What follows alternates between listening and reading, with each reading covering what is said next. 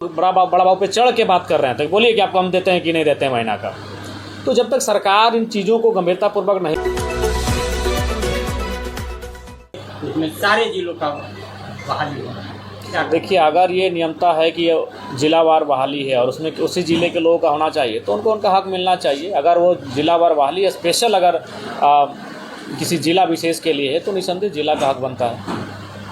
बेरमो से डुमरी अवैध जो कोयला की बात किया जाए, आपके द्वारा कहा गया था कि हम नहीं जाने देंगे, इसमें कितना सफलता आपको मिला? देखिए सफलता मिली, लेकिन आप भी जानते हैं कि सफलता आपको पूर्ण तभी मिलेगी जब सरकार का भी आपका समर्थन रहेगा। अभी अगर आप किसी भी अगर कोयला के क्षेत्र की बात करें, बालू की बात करें, तो ये आपके आंखों के सामने है किस प्रकार से दरोगा लोग पीछे पीछे गाड़ी को हाँकते हुए, जैसे बैल हम लोग हाँकते हैं तो हाँकते हुए उसको सीमा से अपना पार करते हैं। ये आपसे छुपा नहीं मीडिया बंधुओं, आपने भी बोकारो की घटना को बाकायदा मीडिया के माध्यम से देखा कि किस प्रकार से जो अवैध बालू जो संचालन कर रहे थे वे लोग बड़ा बाबू पे चढ़ के बात कर रहे हैं, तो बोलिए कि आपको हम देते हैं कि नहीं देते हैं महीना का। तो जब तक सरकार इन चीज़ों को गंभीरतापूर्वक नहीं लेगी, एक विधायक होने के नाते हम प्रयास कर सकते हैं, उस पर हम अवरोध भी उत्पन्न करते हैं, लेकिन पूर्ण रूपेण सफल तभी मिलेगी जब सरकार इसको गंभीरतापूर्वक लेगी। झारखंड सरकार नियुक्ति को लेकर सर जो युवाओं का नियुक्ति है, दरोगा हो चाहे और भी बहालियाँ, वो सभी बहालियाँ लेट हो रही है, इस पर क्या आप कहेंगे सर? देखिए इसमें क्या है कि झारखंड सरकार कहीं ना कहीं विफल रही है। मैया सम्मान योजनाओं के अलावा जितनी भी योजनाएं या फिर जितने भी वादे झारखंड सरकार ने किया था दूसरी बार सरकार आने से पूर्व, कहीं ना कहीं उनमें विफलता दिख रही है। चाहे वह वैकेंसियों की बात हो, उनकी नियमित कैलेंडर जारी करने की बात हो, या फिर जो लोग दोषी या कदाचार करते हुए पाए जाएंगे उन पर दोष सिद्धि के बाद उन पर कानूनी कार्रवाई की बात हो, उन पर कहीं ना कहीं वो फेलियर हो रहे हैं। हर एक एग्ज़ाम को लिखने के बाद रिज़ल्ट के लिए, तो कभी रिज़ल्ट में गड़बड़ी के लिए छात्रों को आंदोलन करना पड़ रहा है, उन्हें यहाँ तक भूख हड़ताल, आमरण अनशन का सहारा लेना पड़ रहा है। कभी कभी वो भीड़ आक्रामक हो जाती है, हिंसक हो जाती है। तो ये विषय तमाम बहालियों में देखने को मिल रही है। इसलिए सरकार को संवेदना दिखानी चाहिए, तत्परता दिखानी चाहिए और विशेष जब भी परीक्षा हो उस पर विशेष नज़र रखनी चाहिए ताकि वो परीक्षा कदाचार ना हो उसमें। सर अंत में ये जानना चाहेंगे कि आप जिस तरह से कहीं पे घटनाएं रात में भी होती है, अभी 12 बजे रात को आप ले गए थे घटनास्थल पे और आप खुद जाकर के थाना प्रभारी महोदय को फोन किया, उसके बाद उनके द्वारा कहा गया कि वो सेफ जगह नहीं है, आप वहाँ से चले आइए। तो सर आपकी सुरक्षा के लिए जो कि लगातार आपके पार्टी के द्वारा कई नेताओं के द्वारा अमित शाह जी को आवेदन लिख करके दिया गया, सुरक्षा की मांग की गई, उसके अब तक क्या आप लोगों को उधर से देखिए उस पर हमारा कोई संज्ञान नहीं है। वो हमारे पार्टी के नेता होने के नाते उनको ऐसा लगता है जी, तो उन्होंने अपने प्रयास किया है, बाकी उसमें हमारा कोई दिलचस्पी नहीं है सुरक्षा को लेकर। और जहाँ तक सवाल है उस दिन की बात, तो अभी बोकारो के जो एसपी थे उन्होंने जो मीडिया में बयान भी दिया था कि सुरक्षा के कारणों से, लेकिन जब हम उनसे पर्सनली मिले, चूँकि अब वो बोकारो के एसपी है नहीं, तो हमें भी बात करने में कोई गुरेज नहीं। उन्होंने कहा कि विधायक जी आप भी जानते हैं हम लोग को सरकार का पक्ष रखना पड़ता है, लेकिन अगर ईमानदारी से हमको कहा जाए तो बड़ा बाबू को वहाँ जाना चाहिए था, इतना तो डरपोक नहीं होना चाहिए। एसपी महोदय हम लोग, चूँकि वो भी हमारी उम्र के हैं, हमसे 2 साल सीनियर है, 2 साल पहले वो मैट्रिक लिख के आए हैं, चूँकि अब उनका तबादला वहाँ से हो चुका है, इसीलिए बात हम ये मीडिया में कह रहे हैं।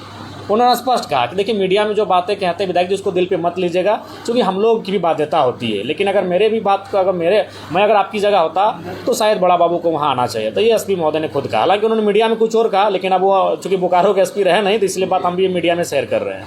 अच्छा जयराम जी, लगातार जब जनता दरबार आप लगाते हैं तो कहीं ना कहीं इस पलामू प्रमंडल के लोग भी जो है आपकी समस्या लेकर वहाँ पहुँचते हैं। तो आज पलामू प्रमंडल के दौरा पे हैं, क्या लगता है कि वैसे कुछ समस्या आप तक? बहुत सारी समस्याएं आ चुकी है जी। सुबह से ही लोग अपने आवेदन को दिए, अपनी समस्याओं को दिए, उनको हम लोगों ने अपने फाइल में रख लिया है।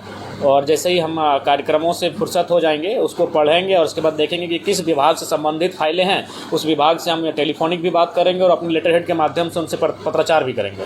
क्या लगता है कि जिस तरह से आज पलामू प्रमंडल का दौरा है, तो इसी तरह से हर जगह पे आप जो है JLKM को एक अग्रसर रूप देने के लिए तैयार हैं कि क्या रणनीति? नहीं, निसंदेह हमने तो अभी फिलहाल चूँकि अब ये बारिश का मौसम है, इसलिए सब लोग खेती बाड़ी में, झारखंड खेती बाड़ी प्रमुख राज्य है, तो तो फिर जैसे ही बारिश और खेतीबाड़ी का मौसम समाप्त होगा उसके बाद फिर से हम प्रत्येक सैटरडे संडे को किसी अन्य ज़िला का दौरा करेंगे, वो ज़िला जो हमारे कोयलांचल से बाहर हो। जैसे आज हम पलामू में हैं तो हो सके अगला बार लातेहार में होंगे, अगला बार गढ़वा में होंगे, लोहरदगा में होंगे, साहिबगंज में होंगे, पाकुड़ में होंगे, दुमका में होंगे, गोड्डा में होंगे।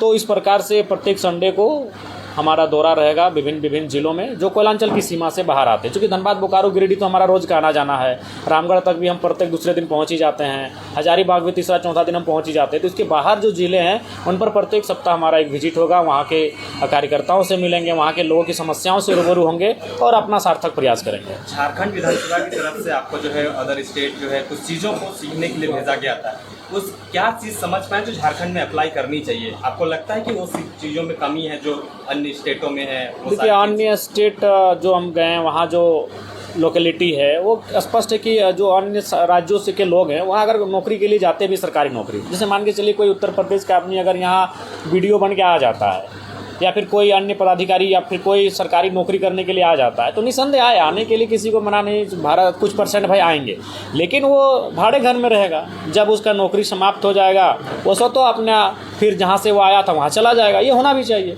जैसे हम लोग रेलवे में काम करते तो रेलवे क्वार्टर देती है, BCCL में काम करते तो BCCL क्वार्टर देती है। जब हम नौकरी को समाप्त कर देते हैं तो अपना क्वार्टर को छोड़ देते हैं, सारी सुविधाओं को छोड़ देते हैं, फिर अपना गाँव अपनी मिट्टी वापस चले आते हैं। ये होना चाहिए और ये वहाँ पर है, अरुणाचल प्रदेश में है, नागालैंड में है, आसाम आपका मेघालय में है, सिक्किम में है, जहाँ जहाँ हम गए ये उनका खूबसूरत नियम है कि ताकि अन्य राज्यों के लोग जाकर वहाँ बसाव करके उस राज्य को बाधित नहीं कर पाएंगे। बिहार में विधानसभा चुनाव क्या आपकी हम तो देखिए अभी उतना हम लोग बलशाली नहीं हुए हैं कि बिहार चुनाव के बारे सोचे, लेकिन इतना है कि हम लोग विचारों से बलशाली हो चुके हैं। प्रशांत किशोर जी नो डाउट आज जो बिहार में काम कर रहे हैं, अब वो वहाँ के लोग क्या सोचते हैं नहीं सोचते, लेकिन झारखंड में जिस प्रकार हम लोग देख रहे हैं एक नई सोच, एक नई उभार के साथ आए हैं। तो देखिए उनके भी नेता कहीं ना कहीं जयराम महतो को वहाँ नाम ले रहे हैं, अपने जनसभाओं में जयराम महतो की विचारधारा को रख रहे हैं। और वहाँ नहीं है तो देखिए अभी तेजस्वी जी कहीं ना कहीं उन्होंने झारखंड को देखा, झारखंड को सुना और वो अब क्या कह रहे हैं कि बिहार में 100% जो बिहार की नौकरियाँ होंगी वो बिहार को मिलेगा।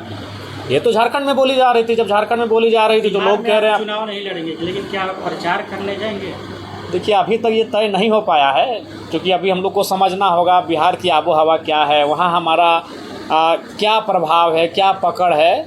क्योंकि अभी हम लोग माने एक लंबी राजनीति करने आए हैं, तुरंत कोई ऐसा कदम नहीं उठाएंगे कि हमारा राजनीतिक संकट आएगा या फिर हमारे प्रभाव में कोई असर दिखेगा। लेकिन ये तो सत्य है कि झारखंड में जो चीज़ें घटनाक्रम हो रही है बिहार उसको देख रहा है और बिहार अप्लाई भी कर रहा है। वो स्थानीय नीति की बात हो, नियोजन की बात हो, तो ये चीज़ें कहीं ना कहीं झारखंड के छोटे से आंदोलन को बिहार के लोग, बिहार के बड़े नेता बड़ा अच्छा तरीके से देख रहे हैं और उन चीज़ों को वहाँ रख भी रहे हैं अपने सभाओं में, अपने कार्यक्रम में। ये हम लोग के लिए बड़ी उपलब्धि और बड़ी बात है।